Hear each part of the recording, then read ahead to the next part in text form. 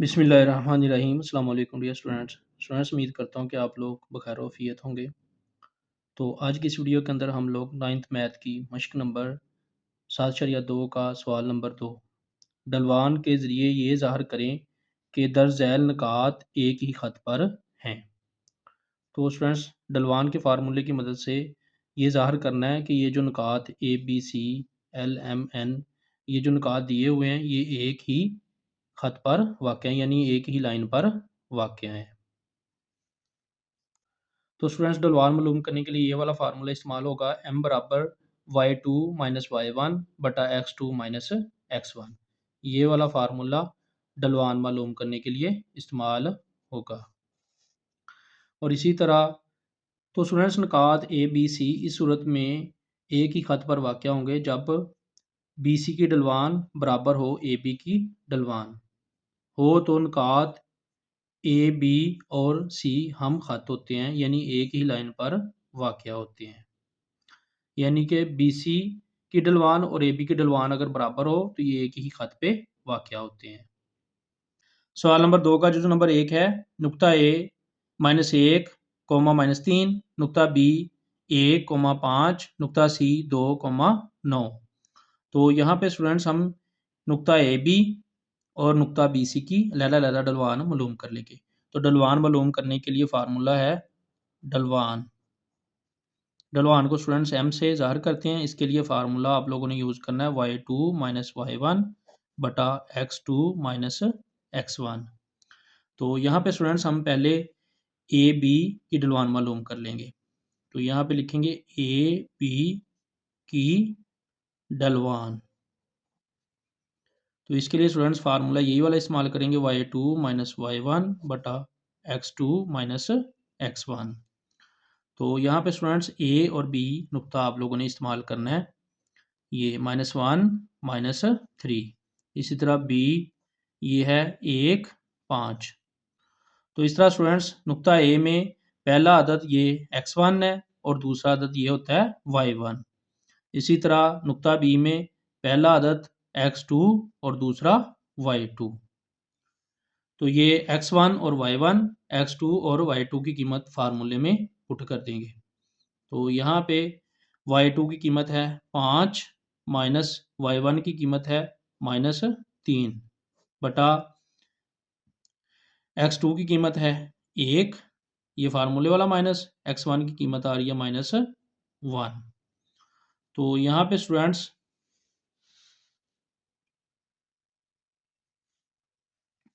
ये 5 ये minus minus हो जाएगा जमा 3 बटा ये 1 आ जाएगा, ये माइनस माइनस जमा हो जाएगा 1। तो इसमें 5 और 3 ये आ जाएगा 8 और 1 और 1 हो जाएगा 2। तो इनको कट करेंगे, 4 2 बार 8, यहाँ पे 4 बचेगा, ये आ जाएगा 4। तो ए बी की ढलवान आएगी 4 के बराबर। इसी तरह अब बी सी की ढलवान मालूम कर लेंगे। तो यहाँ पे लिखेंगे बी सी की ढलवान। तो यहाँ पे स्टूडेंट्स वही फार्मूला अप्लाई करेंगे, y2 माइनस y1 बटा x2 माइनस x1। तो ये b की कीमत यहाँ पे ले लेंगे, b की कीमत है 1 5 और साथ c की कीमत है 2 9। तो यहाँ पे स्टूडेंट्स b वाली कीमतें जो हैं ये है पहली x1 और दूसरी y1। इस तरह c वाली पहली x2 और दूसरी y2। तो ये वैल्यूज़ फार्मूले के अंदर पुट कर देंगे। तो यहाँ पे y2 की कीमत है 9 और ये y1 की कीमत ये -5 आ जाएगी। इसी तरह x2 की कीमत है 2, ये फार्मूले वाला माइनस, और x1 की कीमत है 1। तो ये 9 में से 5 निकाल देंगे 4 बच जाएगा और 2 में से 1 निकाल देंगे बच जाएगा 1। तो यहाँ पे ये 4 बटा 1 ये 4 ही रह जाएगा। तो बी सी की ढलवान ये भी 4 के बराबर आ रही है। ए बी की ढलवान भी 4 के बराबर आ रही है और बी सी की ढलवान भी 4 के बराबर आ रही है। तो यहाँ पे लिख देंगे, चूंकि ए बी की ढलवान बराबर है बी सी की ढलवान, इसलिए नुकात ए, बी और सी एक ही लाइन पर वाक़या हैं। तो स्टूडेंट सवाल नंबर 2 का जुज़ नंबर 2 है, नुक्ता पी 4, -5, नुक्ता क्यू 7, 5 और नुक्ता आर 10, 15। तो पहले हम पी और क्यू की ढलवान मालूम कर लेंगे। पी क्यू की ढलवान, तो यहाँ पे स्टूडेंट्स फार्मूला इस्तेमाल होगा y2 minus y1 over x2 minus x1। तो यहाँ पे स्टूडेंट्स p है 4, -5 और क्यू की कीमत है 7, 5। इसमें स्टूडेंट्स p वाली वैल्यू में ये x1 है और ये y1। इसी तरह क्यू वाली वैल्यू में ये x2 और ये y2। नुक्ता P के दाद x1 और y1 है और नुक्ता Q के दाद x2 और y2 हैं। तो यहाँ पे फार्मूले के अंदर इनकी कीमतें लगा देंगे। y2 की कीमत है यहाँ पे 5, 5 फार्मूले वाला माइनस, और ये y1 है -5 बटा x2 हमारे पास है 7 फार्मूले वाला माइनस और x1 है 4। तो यहाँ पे ये 5, ये माइनस माइनस हो जाएगा प्लस 5 और ये 7 में से 4 निकाल दें तो ये बचेगा 3।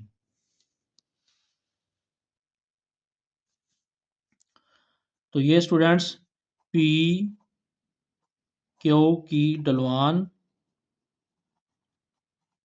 आ जाएगी 10/3, 5 और 5 10/3।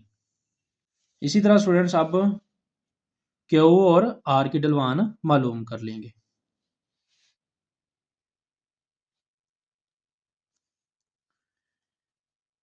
क्यू आर की ढलवान, तो इसमें स्टूडेंट्स नुक्ता क्यू और नुक्ता आर इस्तेमाल करेंगे। तो नुक्ता क्यू है 7, 5 और नुक्ता आर है 10, 15। तो नुक्ता क्यू के अदाद ये x1 और y1 है और नुक्ता आर के अदाद x2 और y2 हैं। ये पहला अदद x1 का है और दूसरा y1 का। इसी तरह ये पहला x2 का और दूसरा y2 का। तो यहाँ पे स्टूडेंट्स फार्मूले के अंदर यहाँ पे फार्मूला लिखेंगे y2 minus y1 over x2 minus x1। तो इसके अंदर कीमतें लगा देंगे। तो यहाँ पे y2 की कीमत यहाँ पे है 15 और ये फार्मूले वाला माइनस आ जाएगा। y1 की कीमत है 5। इसी तरह x2 की कीमत 10 माइनस ये x1 की कीमत 7। तो ये 15 में से 5 निकाल देंगे, ये रह जाएगा 10 और ये 10 में से 7 निकाल देंगे, ये रह जाएगा 3। तो इस तरह क्यू आर की ढलवान बराबर आ जाएगी 10/3। तो इस तरह स्टूडेंट्स पी क्यू और क्यू आर की ढलवान बराबर आ रही है। तो यहाँ पे लिख देंगे चूंकि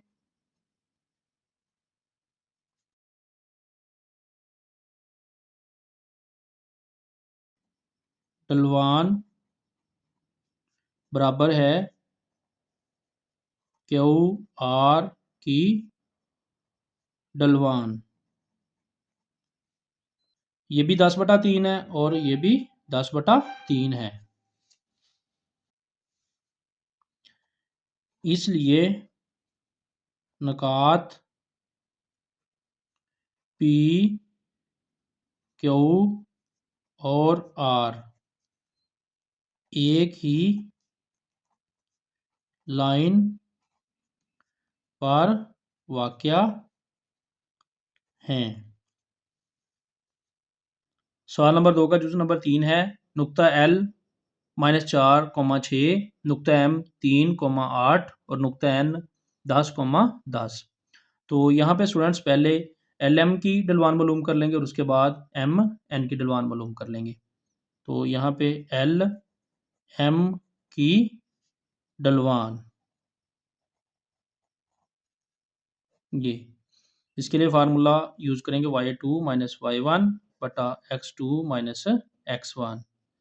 तो यहाँ पे स्टूडेंट्स L और M नुक्ता ले लेंगे, -4, 6, ये x1 और y1 की कीमत है L में, और M बाद में आ रहा है, इसमें ये 3 और 8, ये जो है ये x2 और y2 की कीमत है। तो यहाँ पे स्टूडेंट्स इनकी कीमतें पुट कर देंगे। ये y2 की कीमत है 8 माइनस ये y1 की कीमत 6। इसी तरह x2 की कीमत है 3 माइनस x1 की कीमत है -4। तो ये 8 में से 6 निकाल देंगे, ये रह जाएगा 2, और ये 3, ये माइनस माइनस हो जाएगा जमा 4। तो ये आ जाएगा 2/7। तो L M की ढलवान ये आ जाएगी 2/7। इसी तरह स्टूडेंट्स अब M और N की ढलवान मालूम कर लेंगे।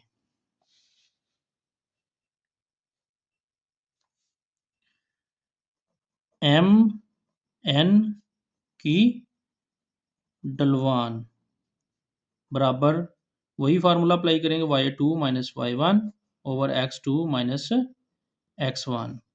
तो यहाँ पे स्टूडेंट्स नुक्ता M है 3, 8 और नुक्ता N है 10, 10। तो यहाँ पे ये वाला नुक्ता जो है ये x1 और दूसरा y1, इस तरह ये x2 और ये y2 का नुक्ता है ये। तो इनको फार्मूले में पुट कर देंगे, y2 है 10 माइनस y1 की कीमत है 8। इसी तरह ये x2 की कीमत है 10 माइनस ये x1 की कीमत है 3। तो यहाँ पे 10 में से 8 निकाल देंगे, ये रह जाएगा 2, और 10 में से 3 निकाल देंगे, ये आ जाएगा बटे में 7। तो यहाँ पे स्टूडेंट्स M N की ढलवान ये भी 2/7 आ रही है, और L M की ढलवान भी ये भी 2/7 आ रही है। तो यानी ये दोनों बराबर आ रही हैं, तो इसलिए ये L M और N निकात एक ही लाइन पे वाक़या होंगे। तो यहाँ पे लिख देंगे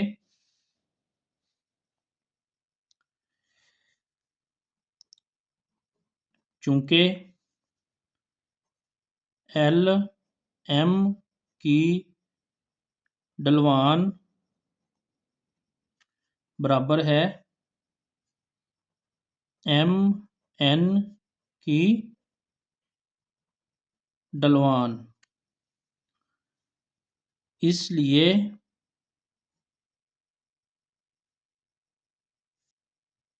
निकात L M और N एक ही लाइन पर वाक़या हैं।